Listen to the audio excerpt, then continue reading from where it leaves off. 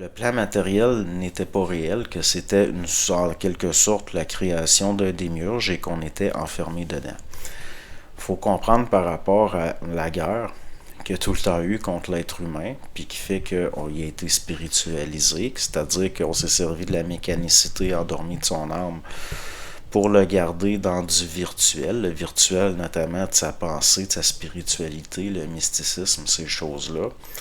Donc, jusqu'à un certain point, il y a des forces qui veulent l'autorité sur le plan matériel, puis empêcher l'être humain de devenir créatif dans le plan matériel.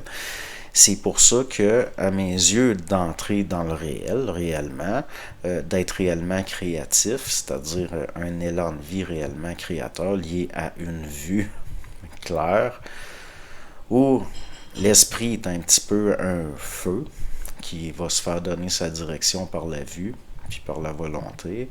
Ça, c'est aussi dans le plan matériel. Puis aussi l'évolutionnaire, puis l'intégration, il faut que ça se fasse dans le plan matériel aussi. C'est dans le plan matériel que ça se passe. C'est pour ça que j'ai jamais considéré le plan matériel comme une matrice. S'il y a une matrice, oui, c'est celle du virtuel, de l'astral, puis des pensées subjectives de l'être humain. Là, je serais d'accord que oui, on combat en quelque sorte une matrice. Mais jusqu'à un certain point, j'ai eu beaucoup, des fois, des prises de bec avec des gens par rapport à certains milieux. Pourquoi? Parce que, à mes yeux, le plan matériel est le plan le plus important. C'est le plan le plus important, c'est un terminal au niveau de la multidimensionnalité.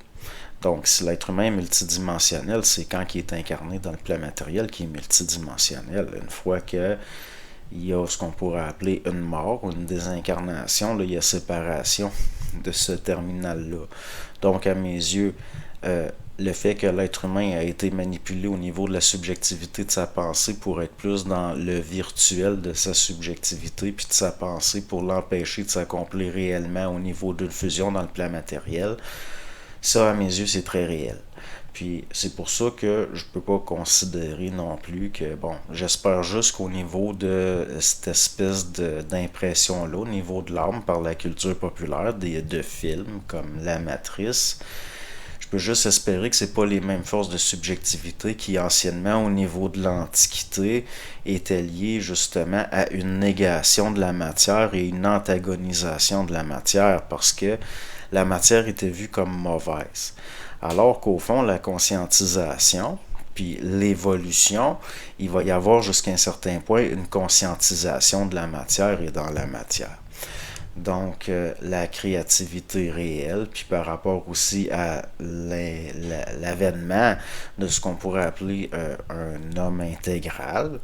Si on regarde Bernard de Montréal, entre autres, ce qui a été dit, il disait c'est dans la matière que ça se passe.